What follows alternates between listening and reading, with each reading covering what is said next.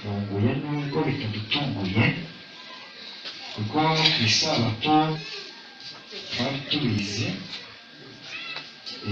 ariko icyo ngiye kuvuga abakuru b'itorero tujya gukora mu biganza tugushimira ibyo twabanye, ariko hari impano yaba ntoya yaba nini muzayakira uko mubibonye. Itorero tuzabagenera, Imana ibahe umugisha, Imana ibahe umugisha, igukomeze, abagiye muzabe urugero rwiza rw'abizera, Yesu neza azabika mu by'ubugingo izina rya Yesu.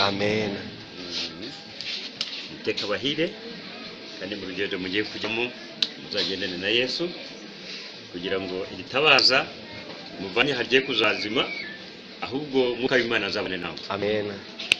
Mu Gifaransa bavuga ngo courage niko umunyamerika yambwiye, nanjye reka bikubwire, uzabe intwari mu kazi mugiyemo kandi muzakomeze kwerereza Yesu. Imana ibafashe mugire neza uko yibihisemo, ubuzima bwanyu buzabane namwe mu izina rya Yesu. Imana ibafashe, Imana ishimwe cyane, turagushimiye ko wabanye natwe neza, kandi ntacyo twabanye neza rwose, nawe urabizi, sibyo se? Nuko rero uzakomeze bitabaza naho ugiye, uzabyumve neza. Turagushimiye, twabanye neza, n'abizera bose bazi ko twabanye neza, kandi turagusaba kugira ngo aho uzajya uzakomeze kuba umukuru w'itorero mu izina rya Yesu. Si ukuvuga ngo bagende bagutore, ahubwo uzerekane uwo wari we. Ari ikiguzi yigishaho, Yesu azamenyekane. Ari itorero uzaruhukiraho, Yesu azamenyekane. Kandi tuzagusura, uko byamera kose tuzabageraho, tumenye uko muri natwe tubabwira uko turi, ubundi Imana izabaho urugero ruhire mu izina rya Yesu. Ndasaba ngo umwana uri uruhande rwa Pasikaziya hariya yareze, tambuka utubwire rwose niba ushaka umusezeraho, nawe wowe ufashe ku munwa, tambuka wowe nawe umusezereho rwose, ufite uburenganzira, niwe mukobwa we cyangwa Pasikaziya. Ingorere niba uzi iby'abana wowe. Yago Jean Paul twabanye mu gihe gitoya, ngewe twabanye n'umwana kugeza ubwo umaze kuba umugabo, none uragiye.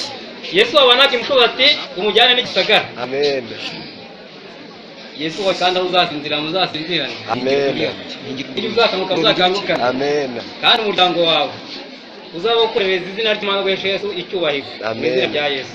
Wa mwana avugaga n'uyu nguyu nawe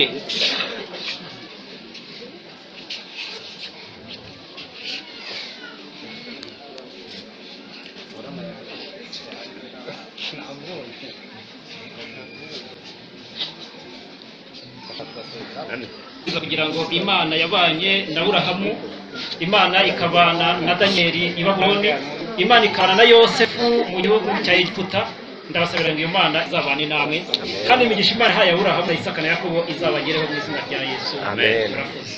yanjye, ahubwo twarabanye. Yabanye n'umugore wanjye akiri umwana, bakunda kujya bagenda basengana, aho yaba ari hose bakumva ko ku mitima yabo baba basabirana umugisha. Nanjye rero sinabura kuguherekezanya umutima mwiza, Uwiteka azaguherekeze, Uwiteka azakubakire, nanjye tuzahurire mu bwami bwo mu ijuru. Ikirutaho rero nanone, nanjye sinabura gushima Imana yuko yanyubakiye, mfite abana, mfite n'umufasha, Imana izakomeze twubakire, kimwe nuko abadivantisiti b'umunsi wa karindwi bose mbasabiye umugisha ku Mana. Imana iri mu ijuru, mubyeyi dukunda cyane, turagushimye muri iyi sato yera, izina ryawe ryera rihabwa icyubahiro.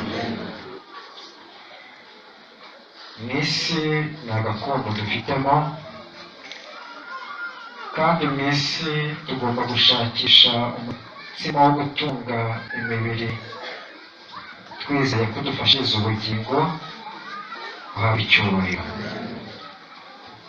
Gusezeranaho bijya bitugora, ariko kandi ni ngombwa bibaho kuko turi mu isi, kandi iyo dusezeranyeho ku buryo tutazongera kubonana, ahubwo tuzavugana ari kuri telefoni, tuzasurana, turakwinginze ngo ubumwe twari dufitanye bukomeze gukura, turakwinginze. Tubasabire umugisha cyane aho agiye gukorera, yaba abakozi asanze, yaba abanyeshuri bazabana, itabaza ryawe rizagaragara hagati muri bo. Korali yaririmbagamo, yari yubatse, yatoje igihe kirekire, ayivuyemo, nyamara turakwinginze cyane wowe wubaka inyubako izaramba uri hagati y'iyi korali. Abakuru b'itorero turayizengurutse, twaduhaye ububasha n'ubushobozi bwo gusaba umugisha, kandi dusezeranira ko abo tuzawusabira bazawuhabwa. Turakwinginze ngo iyi korali uyikomeze mu maboko yawe. Satani arayirwanya uburyo butandukanye bw'ingeri zose, ariko turakwinginze ngo batsindishirize. Dusabye bikeya mw'abana b'abantu, ariko wize ibikwiriye ubwoko bwawe. Turakwinginze ngo byatuma izina ryawe rikomeza guhabwa icyubahiro, ubigere mu izina rya Yesu.